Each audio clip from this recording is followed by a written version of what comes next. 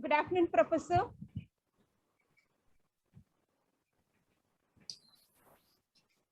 Good afternoon, Professor.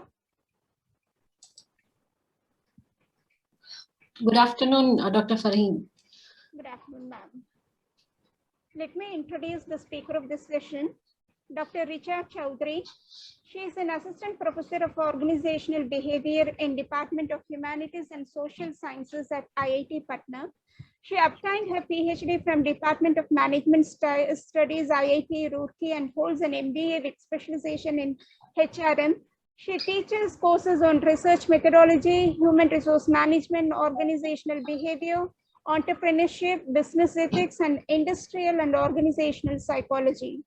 She is a prolific researcher and has published a number of research papers in international journals of repute like Journal of Business Ethics, Personality and Individual Differences, International Journal of Human Resource Management, Personal Review, Journal of Cleaner Production, etc. She has presented her work in national and international conferences of repute such Academic of Management, Annual Meeting, European Group of Organizational Studies, PAN IIM, and Globe Gift, and has number of best research paper awards to her credit. She was awarded with the Best Young Women Management Research Award by AIMS International for the year 2018. She has worked as principal director on a number of government projects sponsored by ICSSR and MHRD. She is a regular reviewer for many international journals of repute. She has also conducted a number of workshops and short-term courses on research methodology and data analysis. Her current research interests include green human resource management, corporate social responsibility, authentic leadership, and sustainability. With all this introduction, let me all welcome our speaker of this session. The floor is today with you, ma'am. Thank you, Dr. Farheen, for the warm welcome and the kind introduction. I guess this is the last session of the FTP. Yes, ma'am. Yeah, so this is going to be on management of stress, right? And the session is titled as Managing Stress and Overcoming Fears, right? So without any delay, I would like to get started. So is my screen visible? Yes, ma'am. Yeah. Okay. It's visible. Okay.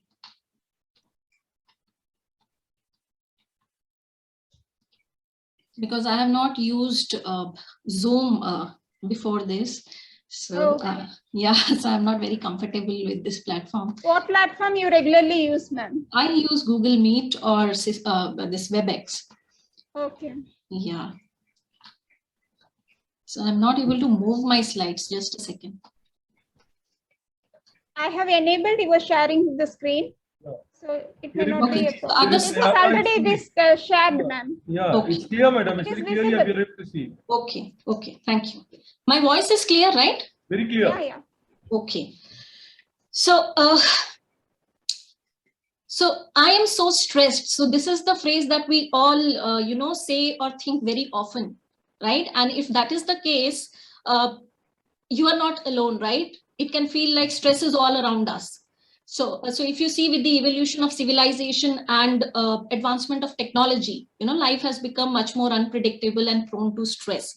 And, it has become such a common problem for all. And as a result, World Health Organization has described it as the health epidemic of the 21st century, right? Pinging devices, overbooked calendars, or non-stop deadlines, they all can make you feel distracted and overburdened. And on the top of these, if you see the big picture concerns about, your organization or your community or, the global crisis, they can all leave you feel anxious or powerless, right? So you may even feel or find yourself, stressed about stress itself. So let's take a moment. Yeah. So let's take a few moments now to reflect on and find answers to some of the following questions. Which situations do you find most stressful, right? And how does stress usually affect you? Physically, psychologically, emotionally, or whatever way it affects you. And then how do you currently cope with stress, right? So keep these questions in mind and your responses to them as we go through this session.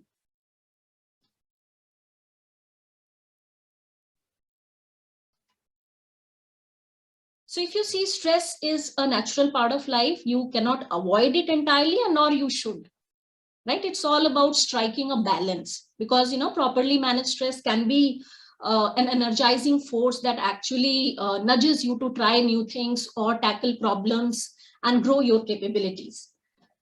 So the first step when it comes to management of stress is about, becoming familiar with what stress is and what it is not, right? And what leads to stress, that is, the sources or causes of stress.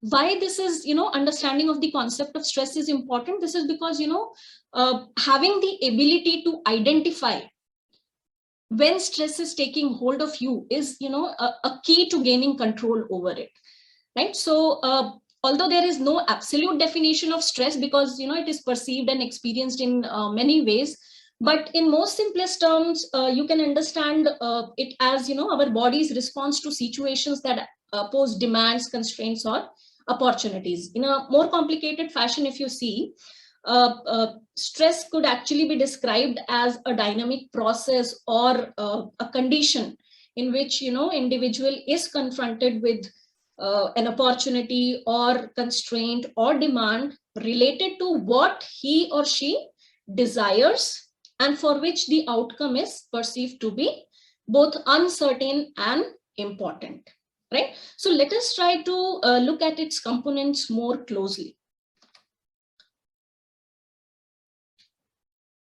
So if, although, stress is typically discussed in a negative context, stressors in our lives are not invariably bad, right? When the stressor is brief and not traumatic, our physiological state quickly returns to normal.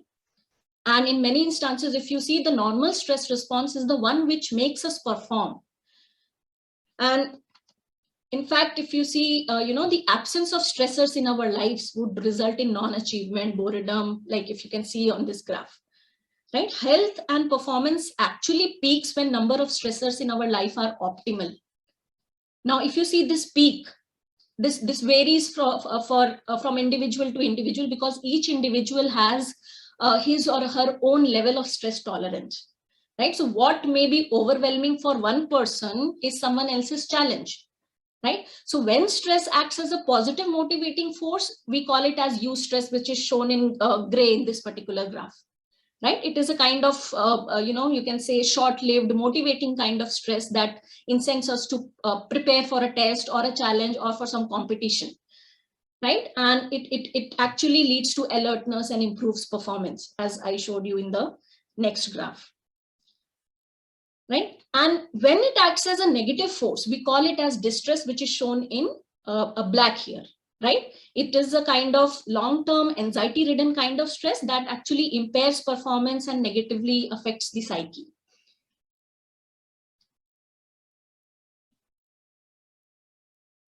Right? So if we try to understand stress, we can actually compare it to, the tension on the strings of a violin, right? You need enough to make good music, and right, too much and the string will snap, and too little and there will be no music, right? So stress is a kind of wear and tear that our bodies experience in order to adjust to the changing environments, right? So the ultimate goal of stress management is not to eliminate stress, but to manage it, right? So because the optimal level of stress will actually motivate you instead of overwhelm you, right? So stress becomes a problem only when it is chronic or severe, when it crosses this peak, right? Because chronic stress tends to erode coping mechanisms.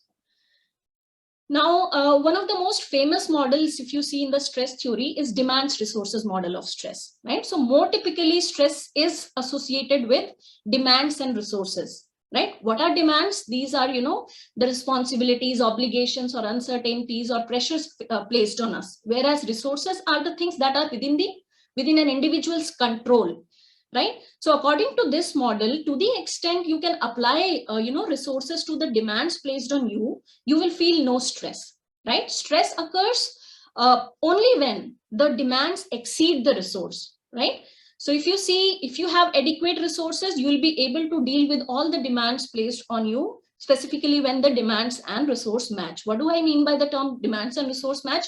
If you are facing an emotional demand, right? So you should have a resource, you should have an emotional resource with you. For example, if you're facing some kind of emotional demand, so an emotional resource like social support can be of great help. Similarly, if you're facing a cognitive demand, you are likely to feel better with a cognitive resource, right? So there has to be a match between the demands and resources. Now, most of the stress management actually revolves around balancing demands and resources, right? So there are two possible approaches available with you. Either you increase your resources, right? Is it possible that in some manner, if you can increase the coping strategies, or you can expand your coping strategies, right? So how can you expand coping strategies? For example, you learn to take time for self-care, exercise, we'll be talking about number of coping strategies here, right? And the other way to create this balance is to look for some ways in which can you reduce this demand to some extent, right? So there are some of the approaches available to eliminate unnecessary demands. Like for example, you had a session, I guess, on time management, right? So time management, prioritizing and setting reasonable limits to not taking too much on your plate. So these could be some of the ways in which demands can be reduced, right? So entire stress management, we will be talking about strategies under each of these categories. Right now, what causes stress, right? So this was all about what stress is and its nature, right? And although we all are aware of it, but in the stress management process, it is important for you to understand the sources of stress as well, right? Which also varies from individual to individual. Now, if you see in this stress model, the potential stressors can either lie within an individual, right? There can be family problems, financial problems, or personality related factors, because some of the individuals are more prone to feel and experience stress, right? Similarly, factors can be in the organization, your job, your workplace, right? There can be role demands, there can be task demands, or there can be interpersonal demands placed on you. For example, your peers do not cooperate with you, or you do not find social support at your workplace, right? Similarly, stressors can also lie in the environment, right? Environment, it can be physical or the global environment, if you see. So physical environment also can be a source of stress. For example, pollution, inadequate ventilation, overcrowding, famine, all these can also be source of stress. Then economic uncertainty, political uncertainty, technological change, right? And apart from these, if you see natural disasters or major life changes, for example, marriage or marital separation or divorce, right? Birth of a child, death of a loved one, or,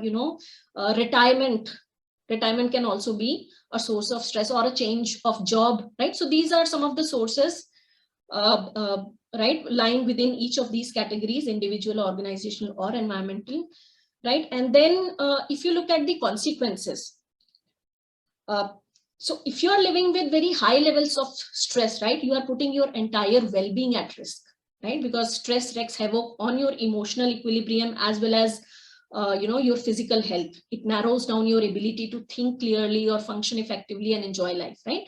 And stress actually shows itself in a number of ways.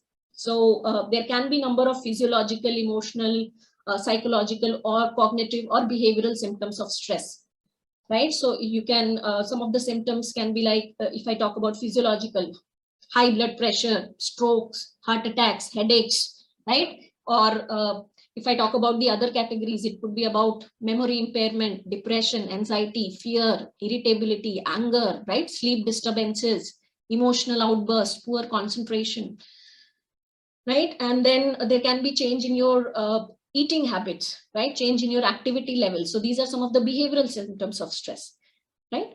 So because of these severe consequences, right? And extreme stress, if you see, it can also lead to death, right? So this clearly emphasizes upon how much importance stress management carries in our life, because effective stress management can actually help you break the hold stress has on your life, so that you can be happier, healthier, and more productive, right? So ultimate goal is to have a balanced life, with time for the relationships, relaxation, fun, and the resilience to hold up under pressure and meet the challenges head on. Now, let us come to management of stress. So let us try to first understand it through a story.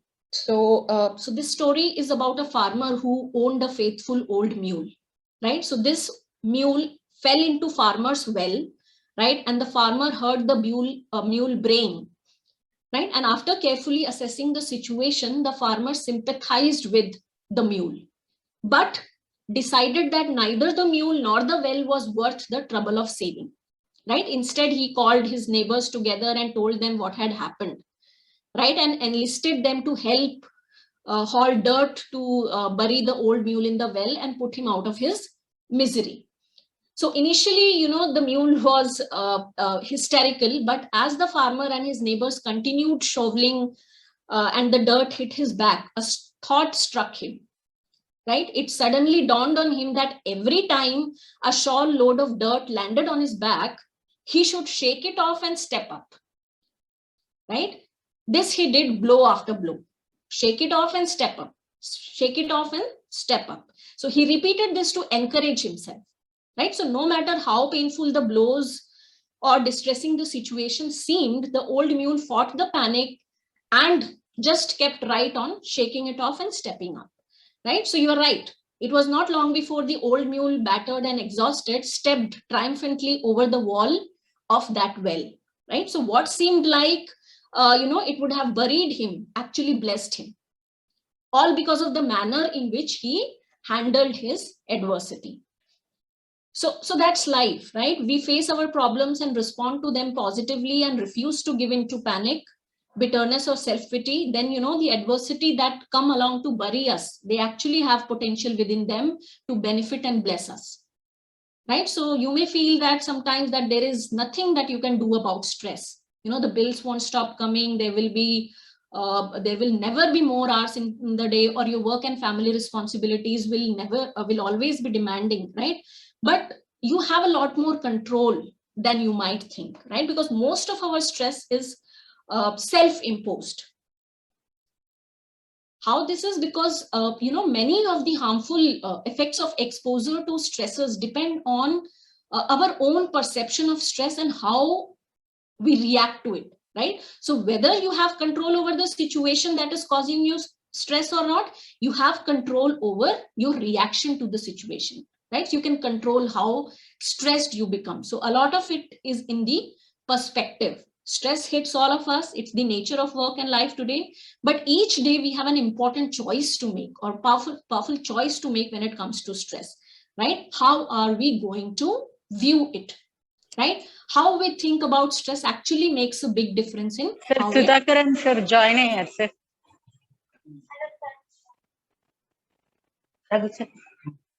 Shall I continue? Yes, ma'am, you can continue. Yeah. Right. So too often we see ourselves as, powerless against stress. But that's only a negative force in our lives. Right? So when we interpret stress as a negative force, it can adversely affect our physical and mental health over long term. But what if stress was seen as a performance enhancer, something that readied us to face challenges? Then you are likely to feel more confident and less anxious, right? So you should look at pressure, perhaps, like an impending deadline, maybe as a stretch we are making that fuels our performance, right? It's a positive outcome of our drive for quality and excellence, right? So be aware of your default view of stress. Trust yourself to be able to handle it. Believe that it will make you grow, right? Ultimately, we have to own our response to stress, right? And, you can actually make stress work for you, because it is always rewarding to stretch yourself. In fact, it is necessary for your personal as well as professional growth, right? With your stress under control, you can actually, navigate and invite challenges into your routine, right? You can take up more creative tasks. You can learn new skills, solve difficult problems, deal with a crisis or take on a new role, right? So navigating challenges like these will actually build confidence and resilience, because once you have handled a difficult situation, you will feel more prepared for the next one, right? So keep in mind that for pressure to remain positive and not become an unhealthy stressor, right? It should feel like a sprint toward a goal, not a marathon that you can't escape, right? So now let's try to see whether stress can be managed, right? So one of the good features about stress is that once it is recognized and worked on, it can be reversed, right? And nonetheless, like most other potentially damaging conditions, it is best prevented, right? So by managing stress, you can prevent diseases from occurring later. If it has already occurred, you may be able to minimize the amount of damage done, and you will feel a greater sense of calm and well-being. But stress management is not one size fits all. I cannot tell you, a single set of strategies that is going to work for all of you. It's a very individual process, right? And there is no one best stress management technique, right? So that is why it is important to experiment and find out what works best for you, right?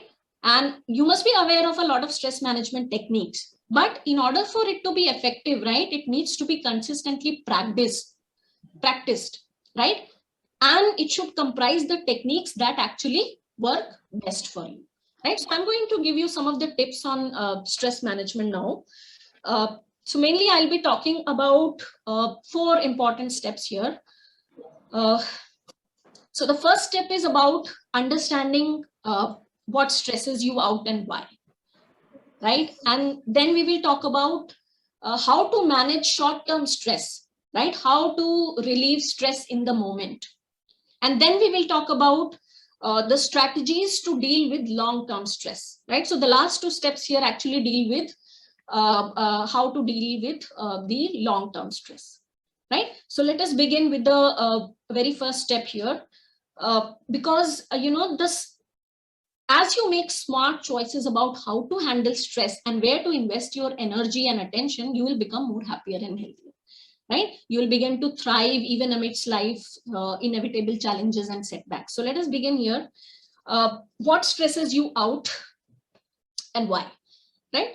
So sometimes we miss the fact that we are stressed. So the first step in recognizing when you are stressed is acknowledging the possibility that you can become stressed, right? And then the next step is to become aware of the signs and symptoms of stress, right?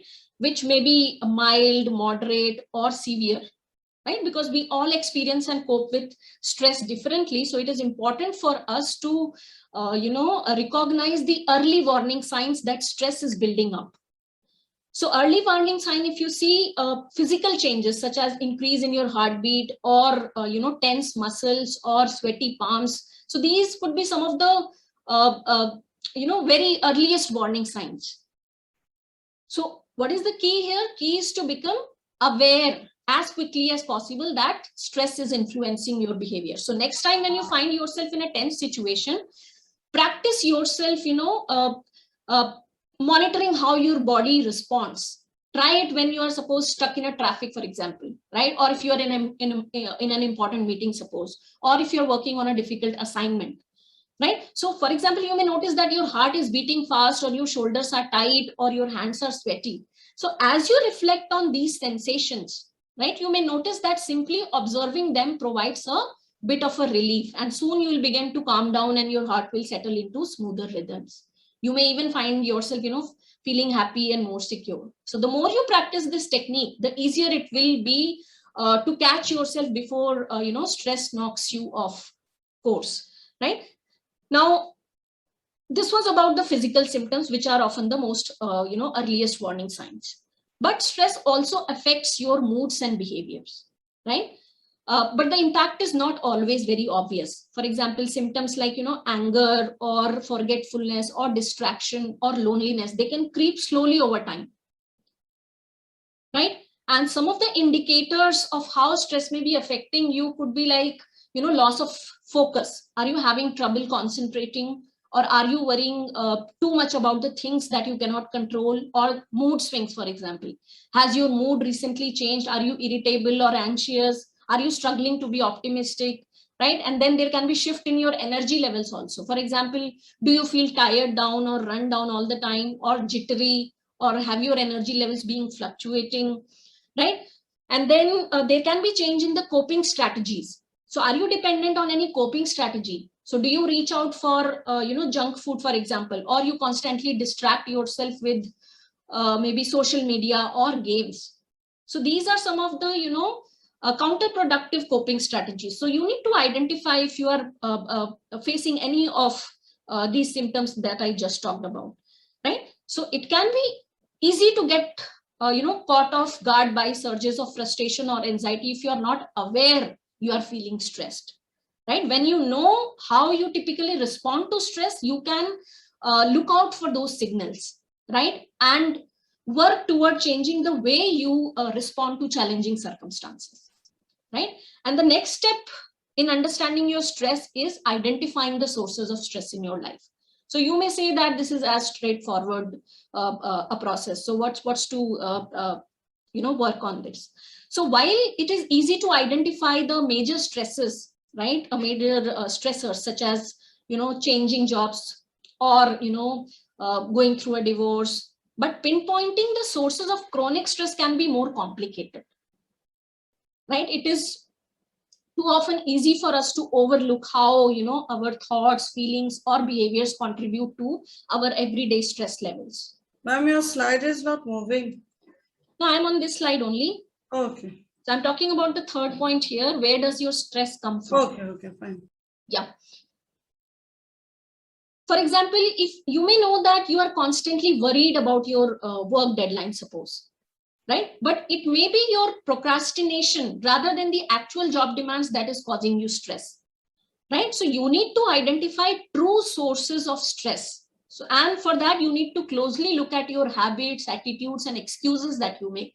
For example, do you explain stress always as something that is temporary, right? Even though you can't remember the last time you took a breather, right? Or do you define stress as an integral part of your work or home life or as part of your personality? Or do you blame your stress to other people or outside events, or view it as entirely normal or unexceptional, right? So until you accept the responsibility for the role you play in creating or maintaining it, your stress levels will always be outside your control. Right? So how you can actually understand your stress better? So one of the strategies is to start a stress journal, right? So a stress journal can actually help you identify the regular stressors in your life and the way you deal with them. For example, each time you feel stressed, keep a track of it in a journal. You can either keep a notebook for it, or you can track stress on your phone also, right? So keeping a daily log will enable you to see patterns and common themes. So what you can do is you can daily write down what caused you stress. Even if you're not very clear about it, make a guess if you are unsure, right? How you felt, both physically and emotionally, and how you acted in response, and what actually made you feel better, what you actually did to make yourself feel better. Right? So if you develop this habit of keeping a stress journal, you will be able to better understand your stress patterns, right? Which is the very important step in the entire stress management process. Now, after understanding, your symptoms and what causes stress, the next step is to learn about the strategies to manage stress in the moment. So what coping strategies you can actually use to deal with the immediate stress? Right? So there are times when anger, worry, or frustration are justified, but it's very difficult to respond effectively when you are in the grip of such emotions, right? Because these stress hormones actually diminish your ability to think rationally, right? So when you have been hijacked by stress, you may say certain things or do certain things that you may regret later. So what can you do about it? When your stress levels suddenly spike, right? what strategies you can actually adopt, how you can learn to calm down and regain control even in the most challenging situations. For example, if you suddenly receive a critical email from your manager or some of your peers, right? Or maybe from a customer, right? And that email is CC to your manager, for example. So if you're like most of the people, right, your body will flood with adrenaline, right? You might feel intense emotion, fear, anxiety, or anger, and you would like to, immediately reply to that email. That is our immediate response to, such kind of a situation, right? And this kind of response is called as amygdala hijack, right? Why this is called amygdala hijack? Because, here it actually cuts communication with your thinking part of the brain, that is prefrontal cortex, right? Because that part of the brain is actually responsible for making you analyze a situation or see options. So this amygdala hijack actually cuts that communication, right? So how you can reactivate the thinking part of your brain, right? So how you can calm down. So there are 3 main steps involved here. So if you see, there is great power in pause, right? Breathe as if you are sipping. Count the beats in 1, 2, 3, 4 and out 1, 2, 3, 4, right? So breathing helps slow your racing heart and return oxygenated blood back to your brain, right? And if possible, move away from whatever is triggering you. For instance, if you have seen that email, close that email, right? And then step 2 is to reflect on and name what you are feeling. Now, this is critical. So by naming your emotions and physical sensations, you are actually activating the prefrontal cortex of the brain, right? You are giving your thinking brain a task, right? And in doing so, getting distance from your explosive emotions, right? You might think that, right, in the process of naming, you can say that your heart is pounding, my mouth feels dry, or I am feeling scared, my manager is going to be angry, I am feeling resentful, right? I have worked so hard for this, right? So you just try to name your feelings, right? So this is about distracting your mind, giving it a task, right? So this is about reflecting on and naming what you're feeling. This is the second step. Now, step 3 is about analyzing and deciding. How do you want to respond? Is there other information or context that you should consider, right? But you will always not have that privilege of, breathing and then calming down when you are in face-to-face a conversation with someone. In that case, what you can do? What you can do is you might ask for some time to respond by saying that this is a lot to consider. Let me gather my thoughts and get back to you. Or simply you can say, I would like some time to process. But do not respond immediately, because then you'll regret later, right? And repeat these steps as necessary, because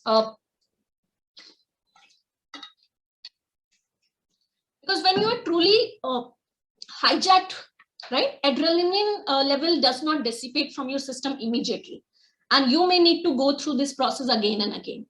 It can take up an hour for adrenaline levels to return to normal, right? So keep monitoring how you are feeling in mind and body, right? And once your stress reaction has eased and your thinking mind is back in control, you'll be able to develop better responses for better outcomes, right? So this is the first step about managing stress, short-term stress, right?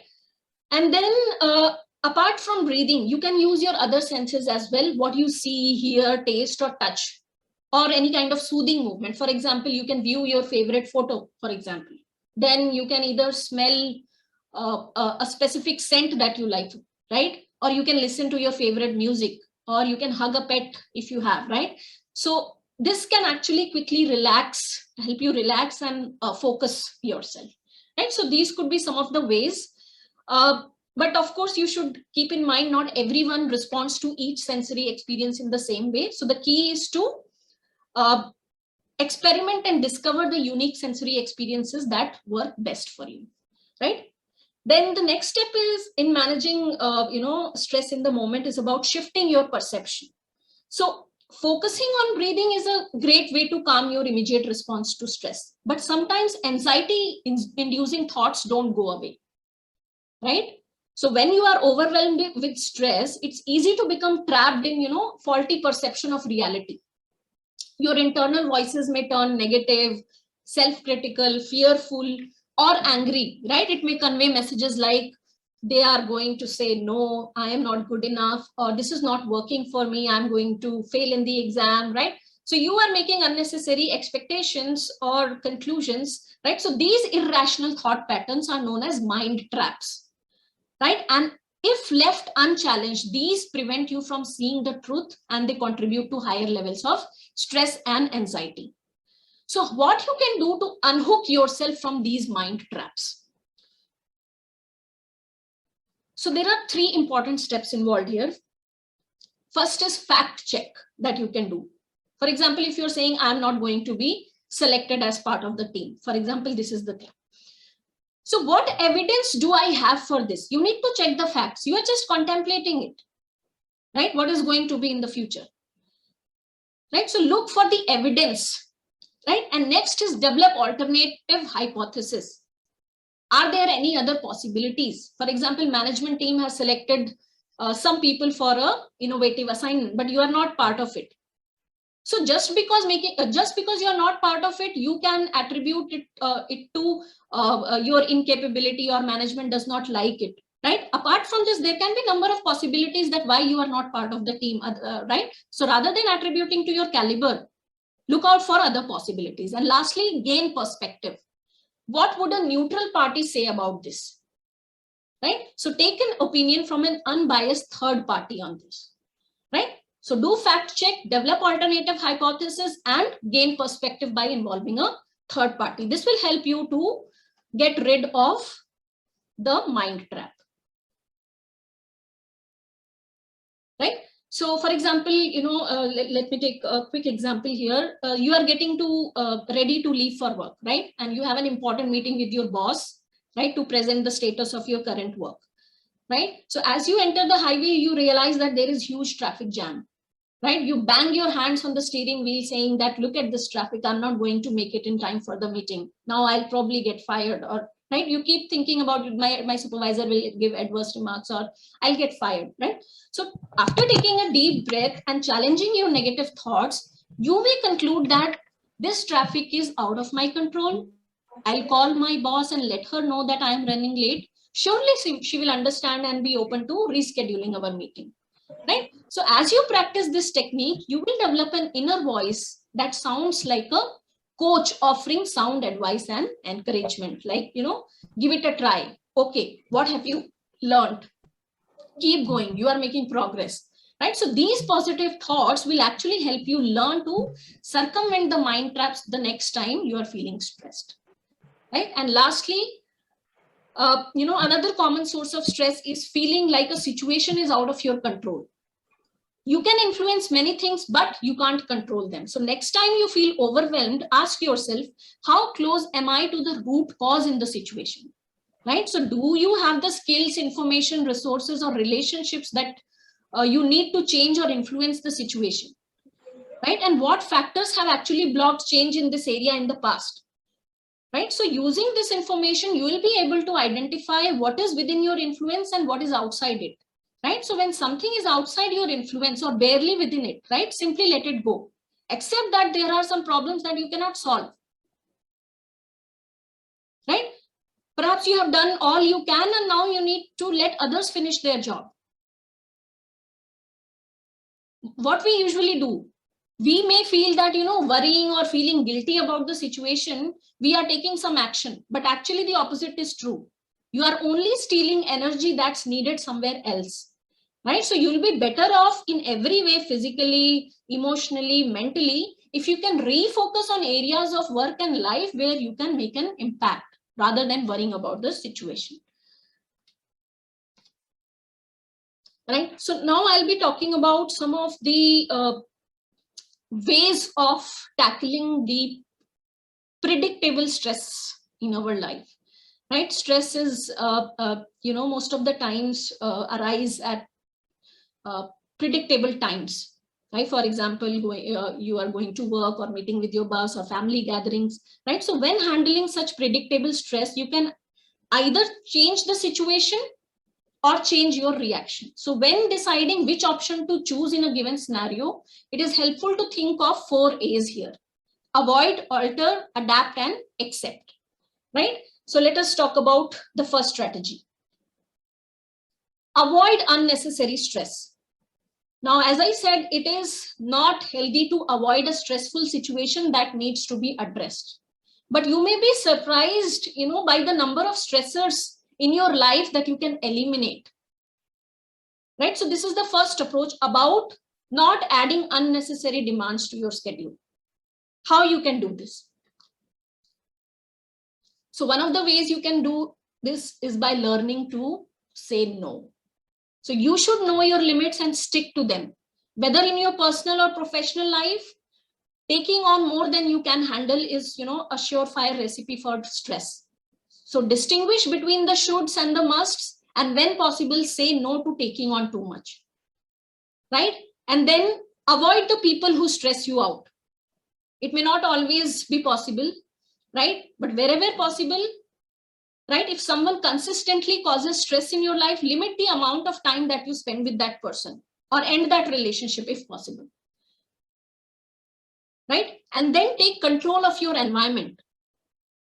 If, for example, evening news, which most of us faced during pandemic, that every time they were showing the data about the number of deaths, and that was making us so down and anxious, right? So if evening news, for example, makes you anxious, turn the TV off.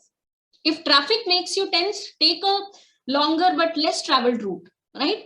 And if going to market is an unpleasant chore, right? So do your grocery shopping online. Take control of your things, right? And then time management.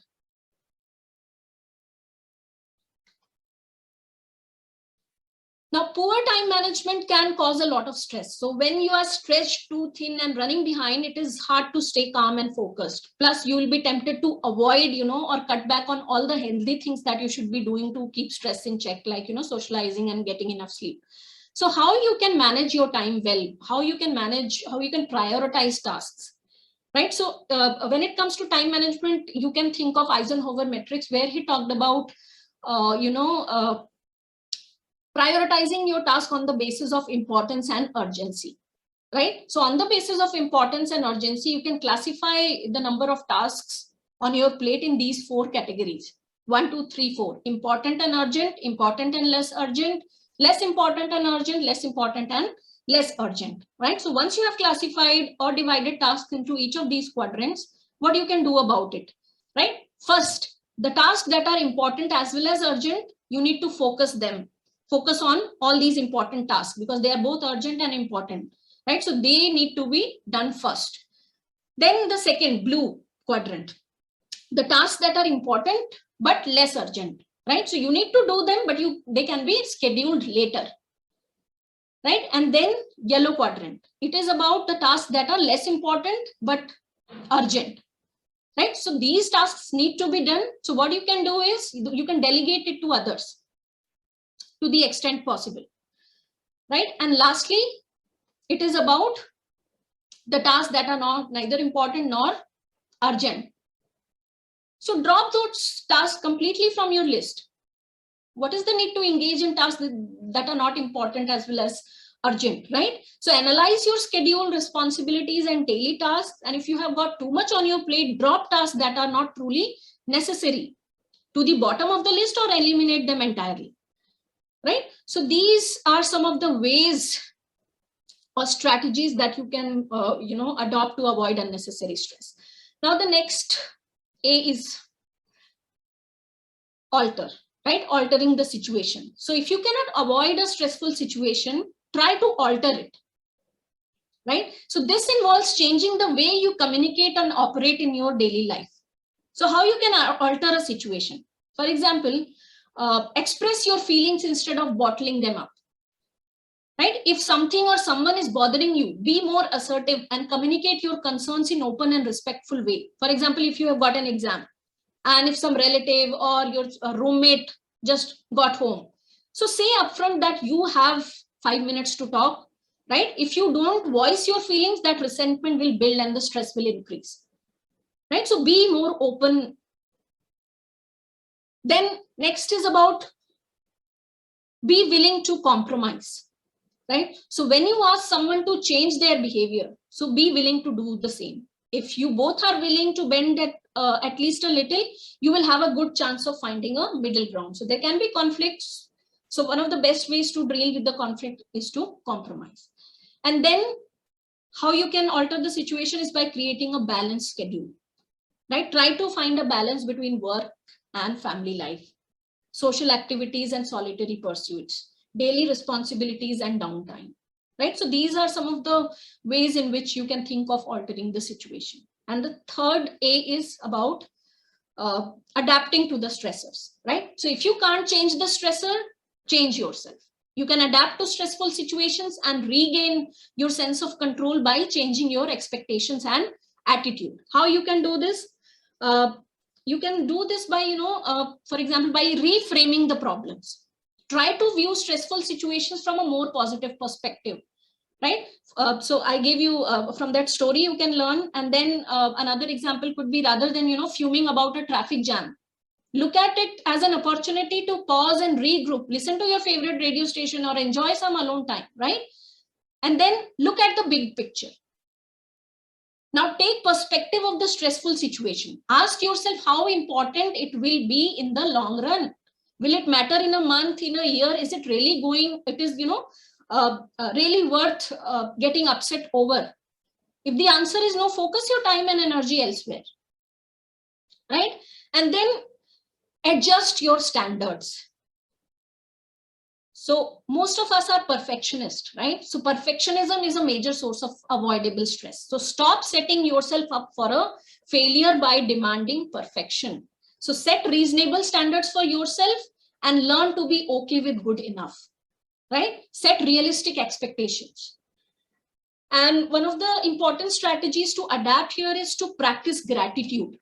So when stress is getting you down, take a moment to reflect on all the things that you appreciate in your life, including your own positive qualities and gifts, right? So as part of your bedtime routine, what you can do is you can keep a gratitude journal, right? So every evening, as part of your bedtime routine, write down 5 things that you are grateful for about that day, right? So some days will be really, you will have things to, amazing things to write in the journal, right? On tough days, focus on the basics.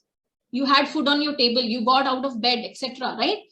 If possible, use a notebook for this purpose rather than mobile, right? So these simple strategies can actually help you keep things in perspective, right? And lastly is about acceptance. So accepting the things that you can't change. So some sources of stress are unavoidable. You can't prevent or change stressors, such as death of a loved one or a serious illness or maybe a global recession, right? In all such cases, the best way to cope with the stress is to accept things as they are.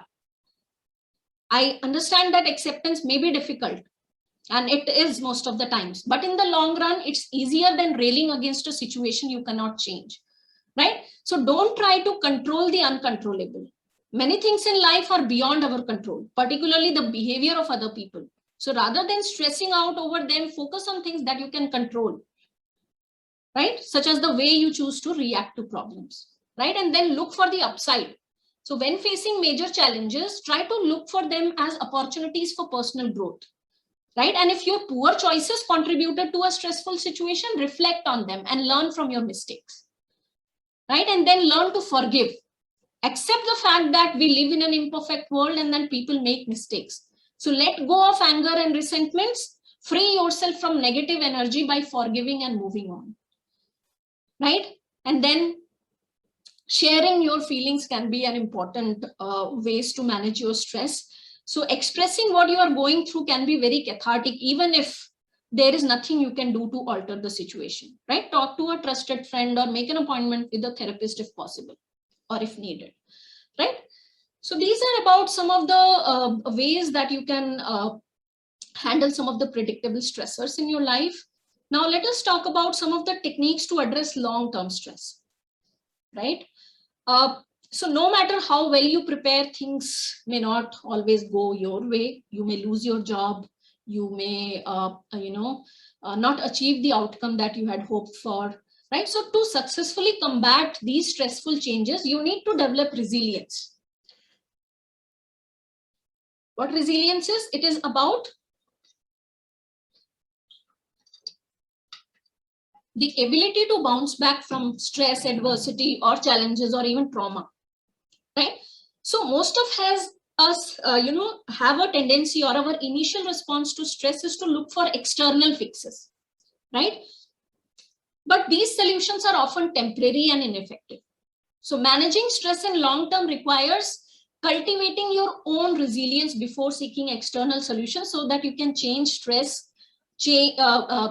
or challenges or changes into opportunities, right? Now, how to build resilience? Now, most of you might think that, you only need resilience during a crisis. But building and drawing on resilience can actually help you better manage inevitable day-to-day changes as well. Right? So what you can do is, resilience will actually help you recover from disappointments, preserve. Amen, Divya. Literature.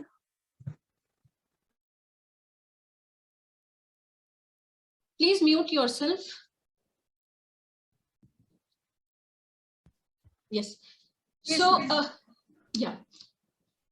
So developing resilience can actually help you, persevere through uncertainty and difficulty, try again even after failure, adapt and learn during times of change, right? And everyone has it within them to become resilient, right? So resilience is something we can build. We are not born with a fixed amount of resilience, right? Instead, we can add to our stores of resilience by building on a foundation of, 4 main pillars, as you can see on the slide: purpose, value, connection, and adaptability. Right? So by strengthening these 4 pillars, you will be equipped to handle any stressful setbacks that might come your way. So let's talk about each of these. Finding a purpose. That is the why behind everything that you do.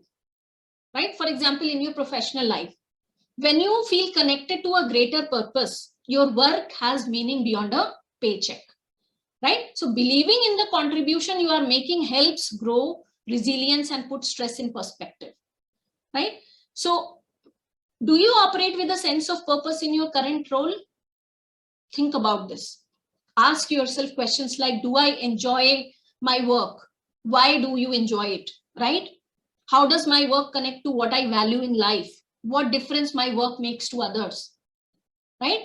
And if the answers to all of these questions, if you have answer to all of these questions, that whatever you do, you are enjoying it, it is in line with what you value, and you are actually making difference in the lives of others, then you can say that your work is meaningful, right? But when you don't feel connected to your purpose, your daily efforts can feel like pointless drudgery, right? And in that situation, it's much easier for unhealthy feelings like stress to take hold of you. Right? So what strategies you can use to reinforce your sense of purpose at work? Right? So get involved in creative assignments, solve problems, develop people. I'm talking about your professional life. Similarly, you can practice the things in your personal life as well. Right? And one of the important things that I would like to talk here about, generating a sense of purpose is about learning. Now, focusing on learning has actually, what do I mean by learning here is picking up a new skill or gathering new information or seeking intellectual challenges, right? So this has been identified to buffer the negative effects of stress. Why? How learning can be useful as a buffer against stress? Because it helps us temper the ill effects of stress by building valuable instrumental and psychological resources. How? Instrumentally, if you see, learning brings us new information and knowledge that can be used for solving near-term stressful problems. And it also equips us with new skills and capabilities to address or prevent future stresses. And psychologically, if you see, taking time to reflect on what we know and learn new things helps us develop feelings of competence and self-efficacy. Self-efficacy is about our confidence, right? So learning helps us connect to an underlying purpose of growth and development. Yeah, we will perceive that we are competent, we are growing, we are developing, right? So this way we see ourselves as constantly improving and developing rather than being stuck with fixed capabilities, right? So these psychological resources enable us to build resilience in the face of stressors, right? So how you can use learning strategically to manage stress? Now, this is one of the most interesting articles on Harvard Business Review by Zhang et al. If you see, so they suggested these 3 ways in which learning can help you cope with stress. So start internally, right? So practice reframing stressful challenges in your mind. So when stress emerges, change the message that you tell yourself from this is stressful work assignment or situation to this is a challenging but rewarding opportunity to learn. So reframing stressful tasks as learning possibilities actually shifts your mindset and prepares you to approach the task with an orientation toward growth and long-term gains, right? And then work and learn with others, right? So instead of wrestling with a stressful challenge solely by yourself, right, by working with colleagues, it might help reveal hidden insights either from their experience or from the questions and the perspectives that they raise, right? And lastly, craft learning activities as a new form of work break, right? So alongside purely relaxing breaks like deep breathing or meditation, right, or longer ones like taking days off, consider recasting learning itself as a break from your routine tasks at work, right? So this might seem like a mere mental rebranding, but if a learning activity allows you to divert from the type of effort that you use in your regular work activities, right, and if that activity also fits your intrinsic interest, so it can actually replenish you psychologically, right? But if you view learning as more work, it will make it less attractive in an already stressful situation. But approaching it as a form of respite can make it feel more appealing, and it is more likely to create positive, enjoyable experiences then, right? But you may be thinking that you need to wait for stress to arise before seeking learning opportunities, right? But this is not the case. Right, embracing learning can be an active way to buffer yourself from negative effects of stress. Whether you feel stress or not, taking learning as a central feature of your life will help you build personal resources and equip you to be resilient and prepared in navigating future stressors. Right, and then about sense of purpose, what you can do is you can contribute to a cause, you can support you can go for volunteering for a cause that you believe in, right? So that also builds a sense of purpose, right? So, and the next way to build resilience is by living your values, because your purpose is often driven by what's important to you in life, and that is your values, right? So your values hold true no matter what your role or where you work, right? So they are basic beliefs that guide your thoughts and actions, right? So when you use your values to guide the decisions you make, you will experience fewer dilemmas about day-to-day choices and build greater resilience, right? On the other hand, if you see your behavior, if it conflicts with your values, you are more likely to get burnt out, depressed, and frustrated, right? So how you can practice living your values? Engage in those assignments that are consistent with the values you hold. Choose an organization that you work for that believes in values that you hold, right? So by making such choices, you will be able to live your values, right? And next is connection, right? So having positive relationships helps you feel less stress when you are in the middle of a challenging circumstance, right? So in times of stress, what you can think is, I have a full schedule, there is no time to be social, so you skip lunch, and forego exchanging pleasantries with colleagues. But studies suggest the opposite. So when you are stressed, moments of human contact can cheer you up and boost your productivity, right? So there is nothing more calming than spending quality time with another human being who makes you feel safe and understood, right? So make it a point to connect regularly, right, in person with family and friends. And keep in mind that the people you talk to don't have to be able to fix your stress. They simply need to be good listeners, right? And try not to let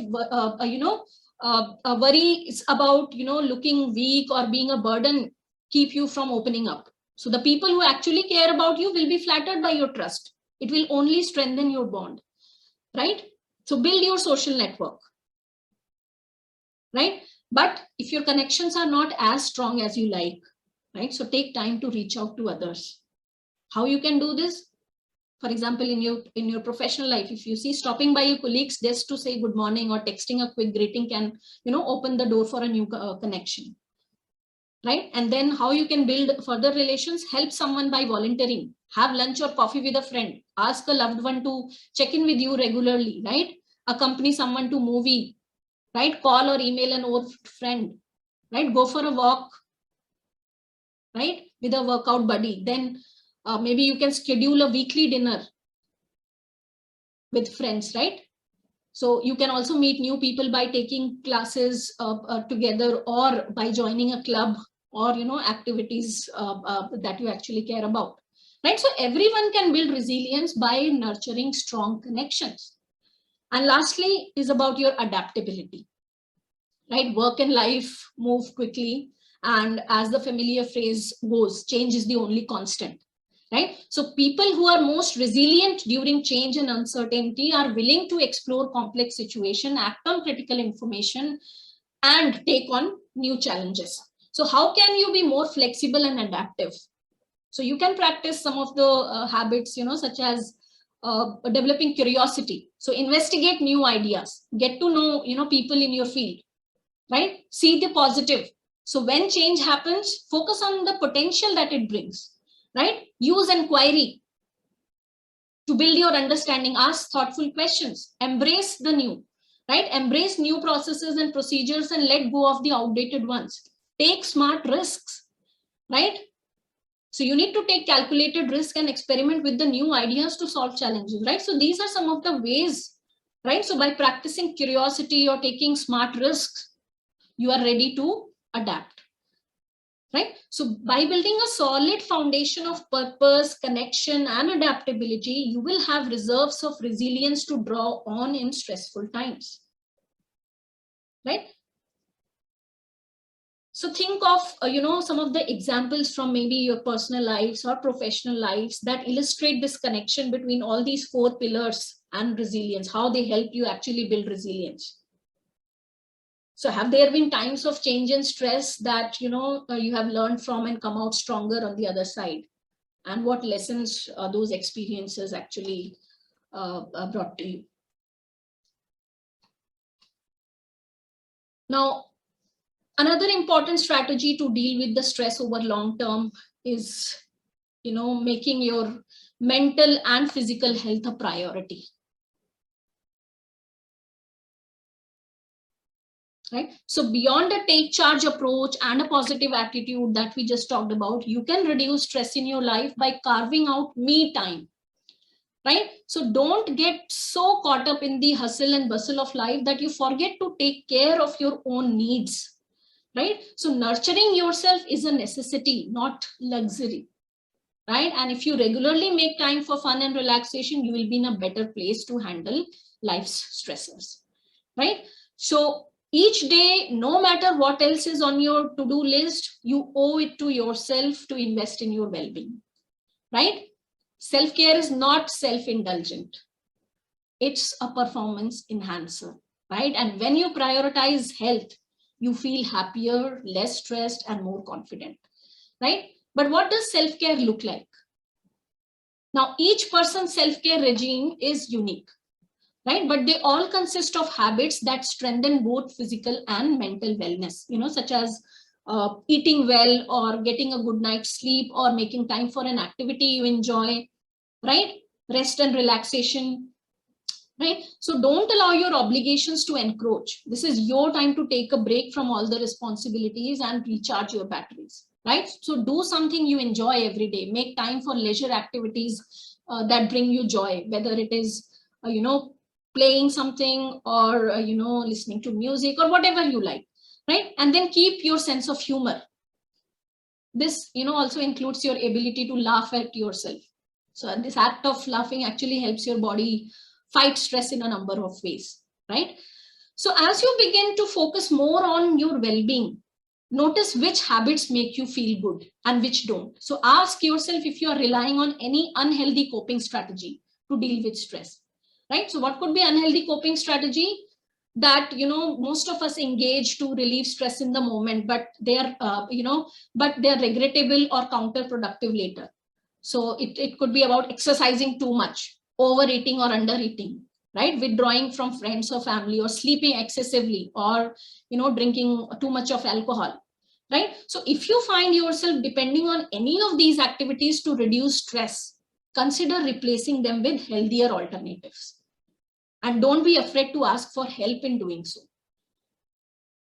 But you must be worried you won't be able to maintain, good habits over the long term, right? We start with something and then we stop it in the middle, right? So how to maintain these good habits over long term? So start with small sustainable changes rather than, aiming for a dramatic instantaneous makeover,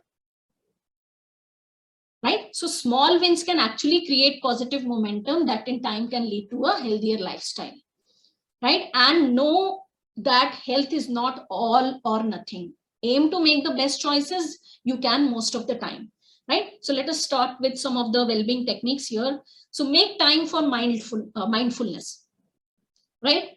So it's natural to get caught up in, the non-stop pace of a busy day. So to ensure that you are operating at your best, right? So regularly carve out time, even it is for few seconds, to pause and reflect on the moment, right? So how you can do this? By practicing mindfulness, you'll be tapping into, by focusing on the moment, you'll be tapping into the power of mindfulness. So what mindfulness is? It is, kind of a state of intentional, non-judgmental focus on the present moment, right? And it has been proven to help individuals stay on the task, approach problems with an open mind, and even avoid taking disagreements personally, right? So when practiced and applied, mindfulness fundamentally alters the operative system of our mind, right? So there are some of the important principles of mindfulness. First is about the awareness, right? So tuning into your moment by moment sensations, right? Including sight, sound, smell, or touch, right? And then focus, shifting your attention to the present and not dwelling on what has happened in the past or could happen in the future. So you need to be very much focused on present without thinking about past or future, right? And then observation, taking stock of the thoughts as they arise and then letting them go. It's normal for the thoughts to arise, right? So recognize that whether positive or negative, they are natural and temporary, and let them go, right? And then acceptance. Acceptance is very important. Accepting your feelings and thoughts without judgment, right? So reflecting curiously rather than critically is important. So these are the 4 main principles of mindfulness that you can practice. And there are a lot of, programs available on mindfulness. You can, also YouTube some of the techniques of mindfulness to learn more about it. I'll not expand more on it here because of the time constraints. So mindfulness actually does not involve formal moments of reflection.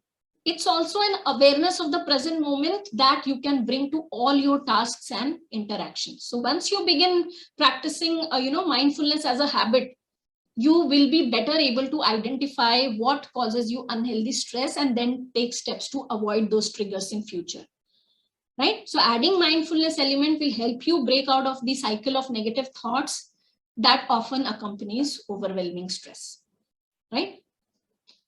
But what about meditation? So what is the difference between mindfulness and meditation? So meditation is actually a very broad term that actually describes the act of setting aside time to focus on your thoughts, right? And mindfulness, on the other hand, is the practice of specifically raising your awareness to the present moment and possibly even through meditation, right?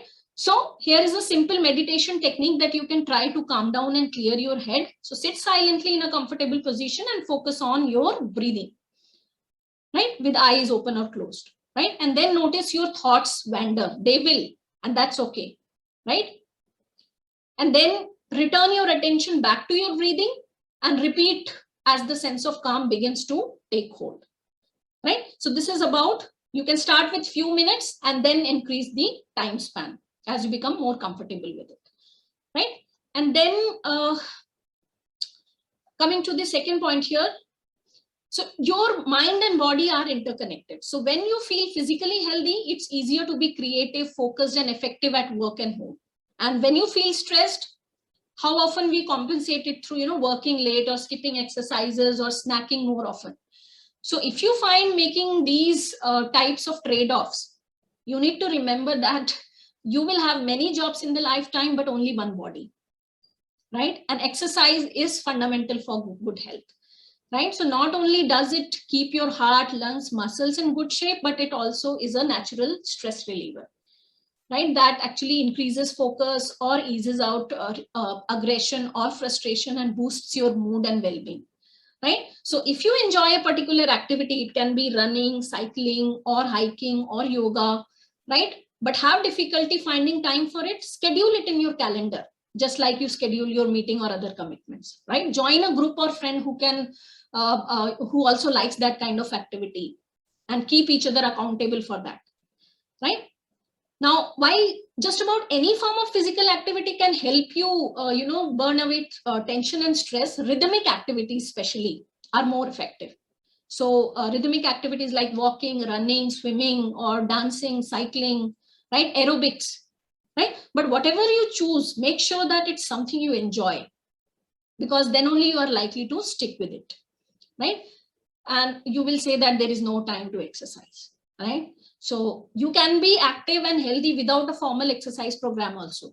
So by sitting less and moving more, you will gain tremendous benefits, right? In office, we sit from 9 to 5, right? So even, what you can do is you can set a timer to get up and stretch every hour, and make it a habit to take the stairs instead of elevators. So such small steps can actually, make a lot of difference, right? So exercise is part of a healthy routine, but it is also essential to prioritize your eating habits, right? So you must have heard it before, a balanced diet fuels us, right? It helps stabilize mood or boosts our immune system. So what could be some of the guidelines on having a balanced diet? Yes. So first, one of important strategies that here you can adopt is eat the rainbow, right? A diet made up of colorful vegetables, fruits, or whole grains will give you the energy, fiber, and nutrients you need, right? Aim to consume several servings of fruits and vegetables each day, right? And avoid dried foods, because these kind of foods, actually the fried ones, right, they actually add unhealthy fat and cholesterol to your diet. So choose food that are baked or steamed instead, right? And then read labels. So keep your intake of processed sugar, sodium, alcohol, and caffeine within healthy limits. You know that these days marketing can be misleading. So even on foods that are labeled healthy, so read the labels really well, right? Use your mind.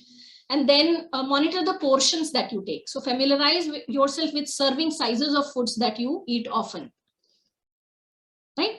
And apart from this, how you eat is equally important as what you eat, right? So stress may cause you to skip meals or overeat. So skipping meals causes your blood sugar to decrease and disrupts your ability to think clearly and increases your stress levels, right? So think about how your mood relates to your desire to eat, right? And lastly, if I talk about, it is about resting and recharging yourself, right? So most of us have this sleeping problem, and we don't even remember that last time when we got a good night's sleep, right? So it's a common problem. So, but you should understand that sleep is one of the greatest pillars of good health, right? So many kind of sleep interruptions we may experience. We may worry in the middle of night, or we can skip sleep to finish some of the tasks, right? And over time, this sleep deprivation actually takes a significant toll on our health, right? Mood, cognitive capacity, and quality of the work that we do, right? So how you can get restorative sleep even when you are under stress? So you can try some of these tips here. So move more, right? Exercise can help you fall asleep faster and sleep more soundly, right? Avoid caffeine, alcohol, or nicotine, right? So nicotine and caffeine are actually stimulants that can keep you awake and decrease the quality of your sleep. Alcohol can also affect your sleep patterns, right? And then create an environment conducive to sleep. Ban devices, because research has shown that the blue light that is emitted from smartphones and computer screens actually disrupts the sleep patterns, right? So aim for a quiet, dark, cool environment for sound sleep. And then purge your worries. So if you tend to take your worries to bed, try writing them down and setting them aside. Leave a journal beside your bed to jot down any of the to-do list thoughts, right? Because we keep thinking about what we have to do tomorrow. So better to write down in a notebook, right? So as to get rid of these thoughts at the bedtime, right? And then keep a sleep schedule, right? Go to bed and wake up at the same time each day to set your body's internal clock, right? Stick to a routine on weekends also, right? So this was about cultivating well-being. Incorporate self-care into your daily routine, right? Take small steps and seek support to build momentum. Then practice mindfulness to become more present and aware of your stressors. Eat a healthy diet, right? Maintain a healthy lifestyle by making exercise and good nutrition a priority, and get a full night's sleep by increasing your physical activities and purging your worries before bed. Now, whatever lessons that we learned today, so most of it comes from Indian philosophy, right? If we turn to ancient Indian wisdom, we will have solutions to, all the solutions to de-stress ourselves and lead a happy life. The ancient Indian knowledge in the form of, you see, Vedas, Upanishads, Puranas, or Bhagavad Gita, if you see, they all deal with the fundamental human problem, and it has solution to almost every possible problem that we are facing in this modern age, right? And through these sources, you can actually find an empirical answer to stress. For example, Lord Shri Krishna, so he gave us a golden formula to combat stress, right? He says that tasmad apriyahate na tvam sochitam arhasi, right? So do not worry about the things that are inevitable, right? We often start worrying when we anticipate negative outcomes, like failing in an exam or not achieving the desired goal, not getting the appraisal, right? But such worry is futile. It serves no purpose, right? So we should pause for a moment instead and ask ourselves, is worry really going to help us achieve our goal or transcend imagined or real obstacles? So mostly the answer is categorical no. So then why worry and be stressful, right? So Lord Krishna's advice is to remain balanced in the face of such adversities, which everyone is bound to experience, right? And then rather than, thinking too much about the outcomes, another important lesson is about not bearing grudges. Right? So the greatest load we bear all through our life unnecessarily is grudge for others, right? So we have learned in our childhood that a simple lesson that we often forget is forgiveness is a great virtue, right? So the moment you are forgiving others, you are freeing yourself from unnecessary anxieties and sufferings, right? And then living with unnecessary fears, right? So this is what I talked about. So most of us tend to live life with many unnecessary fears, which often never become reality. What will happen if I am transferred next month? What will happen if I am laid off, right? So, so forget these unnecessary ifs, right? And live life with dignity and happiness. And then we talked about adding meaning to your life, right? Living life in a meaningful way. So don't waste it by criticizing people or gossiping. Try to utilize it only in creative ways so that you can have a lasting impression even after you are not there. Right? Unnecessary criticism and quarrel will only invite negative stress and frustration to your life. Right? And then anger management. So how many times in your life you have an angry argument with your spouse, maybe friend, colleagues, or boss, and then later repented for those words, right? So if you cannot control your anger or similar emotions, though being a human, you can be sure that you are the person most vulnerable to stress. And so be prepared to spend many more sleepless nights, right? And then it is about having confidence. So low confidence is one of the greatest sources of stress. Right? So believe in your potential and believe in the words that I can do, right? And then another lesson from our philosophy is overcoming tragedies by internal strength. Right? Sometimes we all have to face unexpected tragedies despite our wholehearted attempt to avoid it. So tragedy may come in any form, like death of a near or dear one or divorce or accident, but we should not allow them to overpower us and become an easy prey for stress, right? So talk to someone you can rely upon and realize the omnipotent fact of life. Sorrow cannot be everlasting today or tomorrow. Your happy days will be back, right? So how soon? That depends on your internal strength, because sorrow and happiness, they move in cycle, and this is the rule of the world. Right. And then last 2 points, if you can see, it is about maintaining a balanced lifestyle, which is all about healthy diet or, practicing yoga, mindfulness exercises. Right. And lastly, another important way is by engaging ourselves in some spiritual activities or doing seva, selfless service. Right. So doing good for others, that will add to our meaningfulness also. And right, without, expecting anything in return, it will also give us a sense of joy and mental relief, which can be, best experienced rather than described.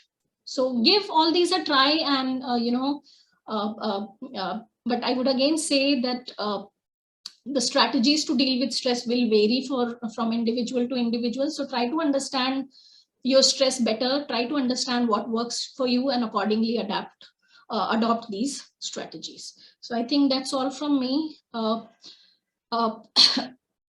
let's wrap it up.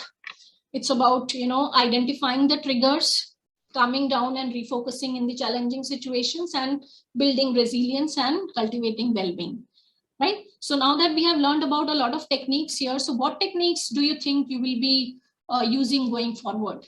So the first, in the beginning only, I asked you to reflect upon what causes you stress and how do you feel and what strategies do you use, right? So what techniques are you thinking after, this particular session that you'll be you found most useful and that you think that you'll be using later in your life?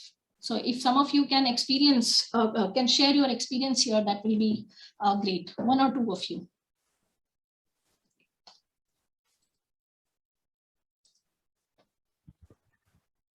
Excuse me, madam. Can I share? Yes, please go ahead. I use a lot of yoga for controlling my stress, meditation, and whatever Baba Ramdev is now teaching in the channel, TV channel, morning hours.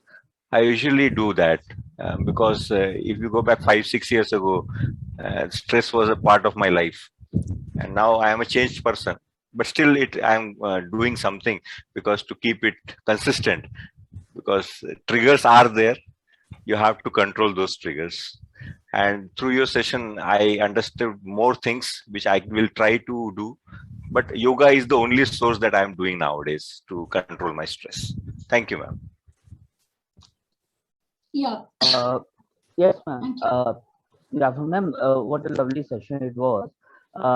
Ma'am, in fact, I was affected with COVID, and during the COVID, I was quarantined for 14-15 days, and it was a little bit stress for everyone, including me. So what I did, I joined online as a star maker, as a you can say, for the music, and I started singing a little bit to for a stress-free moment for me.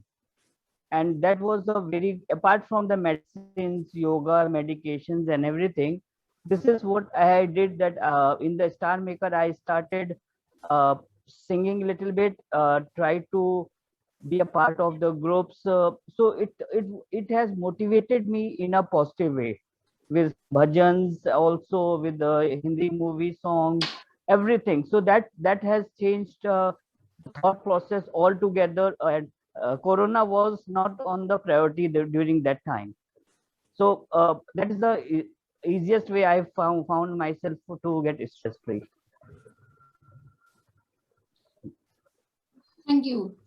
Anyone else Thank you, would ma'am. like to share?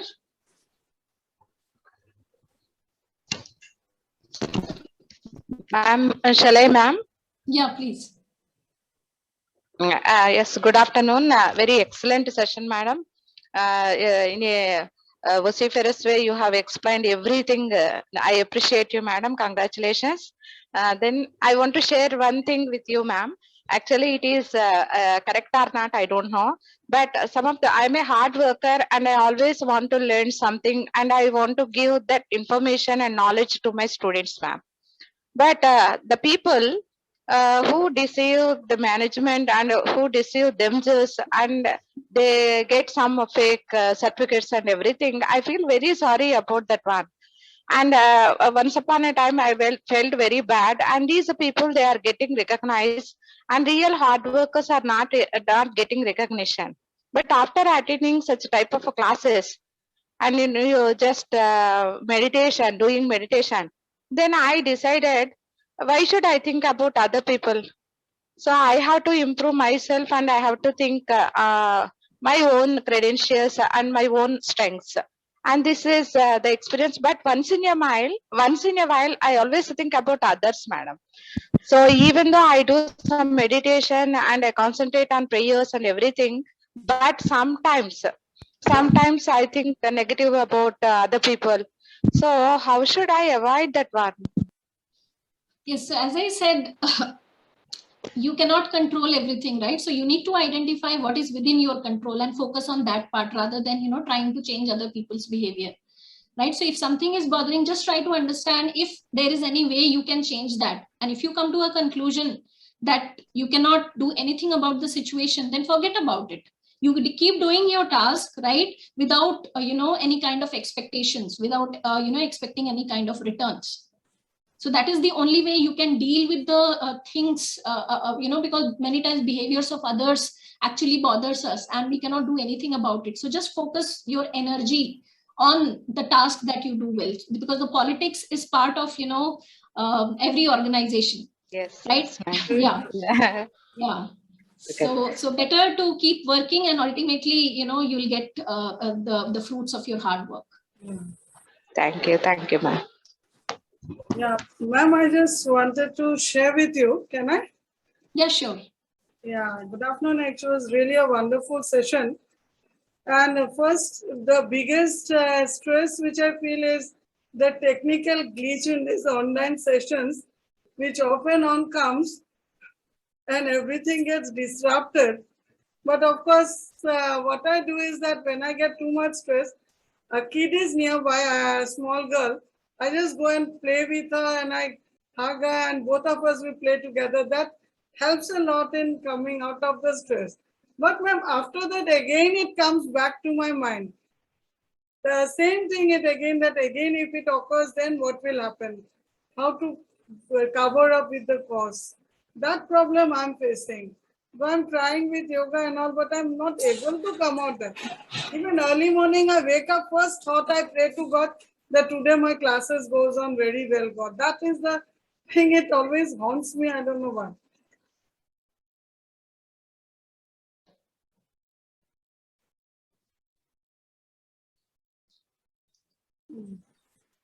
So I guess I missed some of the sentences from you. So is there a question for me here?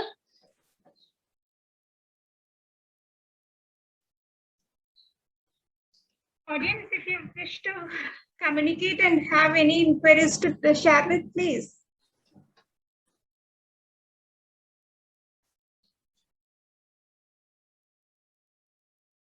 So I'll share my email ID also. So in case you have any questions, you can always write to me And I'll also share some of the resources that will really help you, manage your stress better. So this is my email ID in the chat box. I have typed it.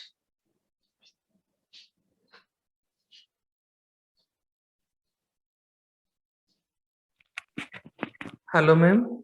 Sorry. Yes. Good afternoon, ma'am. Yeah, good afternoon. I am working as a lecturer in Government Polytechnic, Odisha. In our whole system, I think, excluding some excellent institutions, in most of the government institutions, there, I think, everyone is enjoying with the government system. And those persons, those who are working hard, they are regularly overloaded by some work. And those persons who are not working or not willing to work or remaining in their ideal condition, and means they are not assigned by any work. So what happens in their free time, those persons, those who are remain silent or not willing to work, they do their personal work, and they do their personal study, personal research, and finally, some of them, not all, finally some of them progress in their personal, means they are getting a higher job or any higher means any side income or like this. But those persons who are means working hard at every time, principal or head of the institution, they are like to means assign more duties to them, to persons only, those who are working hard.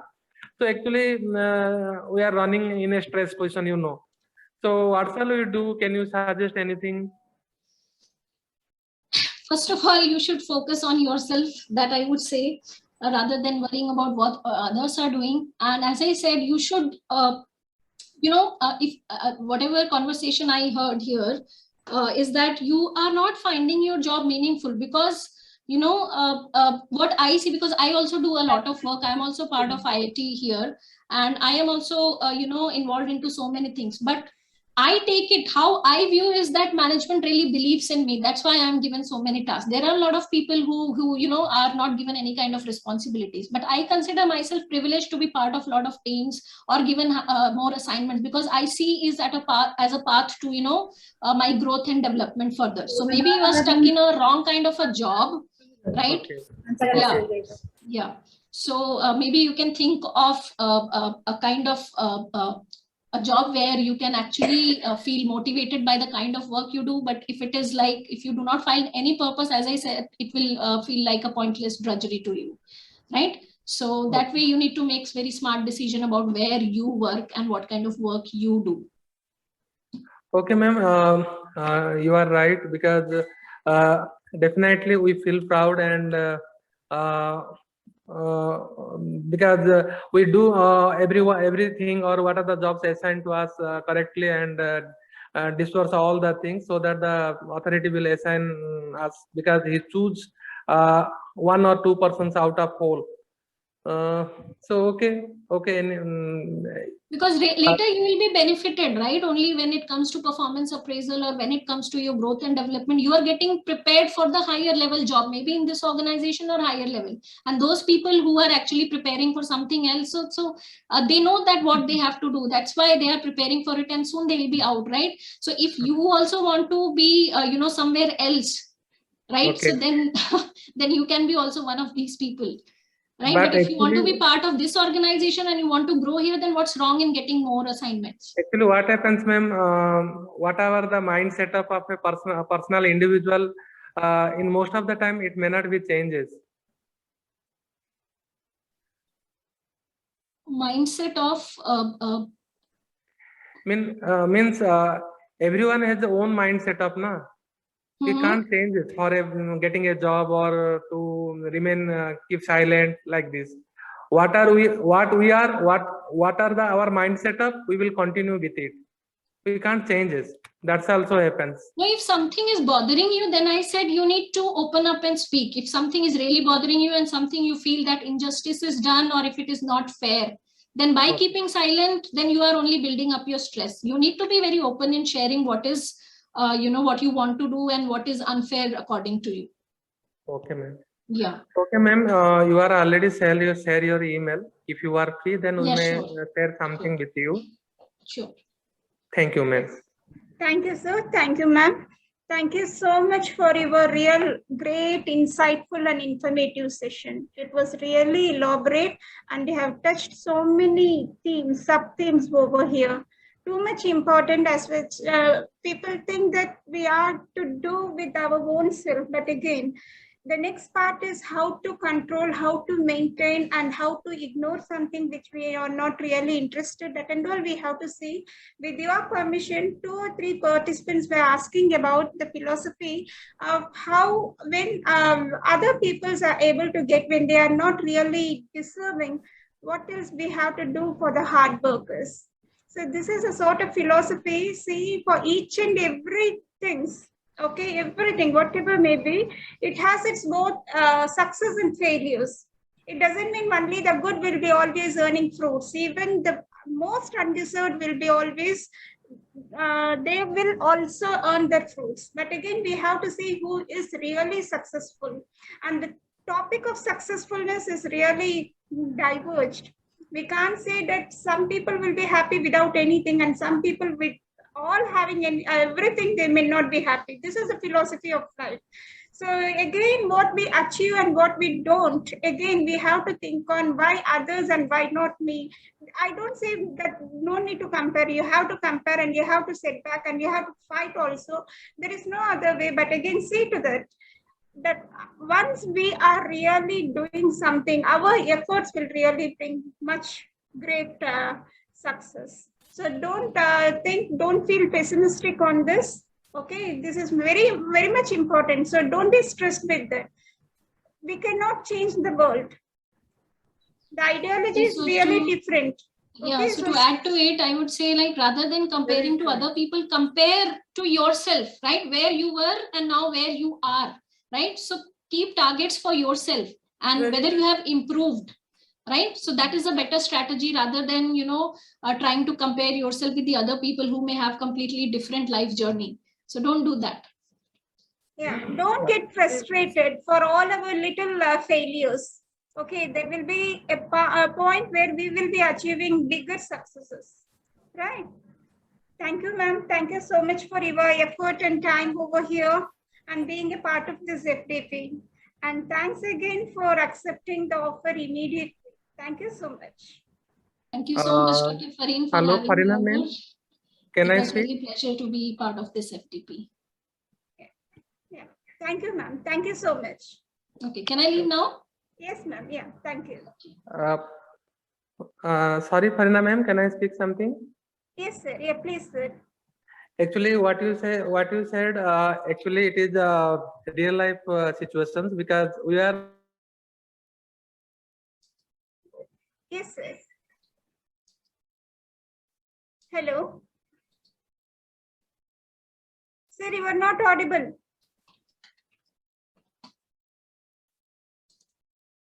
Okay, sir has got disconnected. Let me give the information. So the test will be started at 2:30 p.m. Okay, so, yeah, just a minute, sir. I'm on the way of giving instructions. I will listen you again. Just give me a minute. So 2:30, we will be at meeting here in the Zoom, again in the same link. And again, in the link will be open. You will be having the test at 2:30 for 45 minutes. It is all objective questions, 25 questions, 25 marks. Okay. It is probably you will complete by half an hour, but the time will be 45 minutes. So 3:15 you have to complete. Right. So after that, you can open the. Yeah. Yes, ma'am. Madam, questions are general or all based on these sessions? Throughout the whole week, ma'am. Throughout the whole program. Throughout the whole program. Because don't be stressed. Don't be stressed. Okay. Just now we have finished stress management. Yeah. Ma'am, will it be in Google form? Yes, ma'am. It is in Google form. Both the forms will be opened at 2:30, ma'am. You can simultaneously you can do with your test as well as your feedback completed. And by 3:15 again, please meet in the Zoom link. Okay, so we will have an oral feedback by then, and so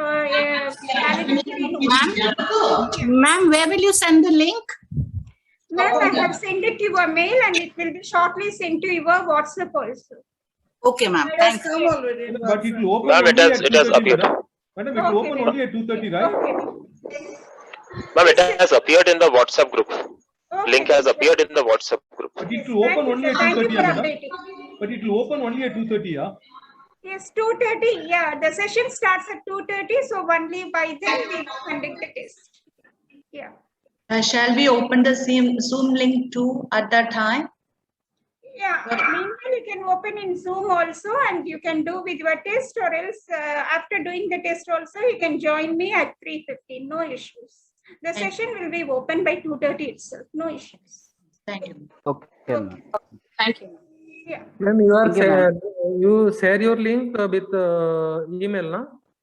Yeah, I have sent it in the email, and WhatsApp. WhatsApp is also in there. It has Someone come. has told that it has been updated in WhatsApp also. Yeah, it has also come in WhatsApp. Yeah. But Nice. now you cannot open, madam. Now you cannot No, open. no, only at 2:30, only, Okay. sir. That is what I'm saying. Okay, okay. Yeah, 2:30 you have to join, and you have to complete, and 3:15 we will be having the oral feedback. Okay, madam. Thank you, madam. Yeah.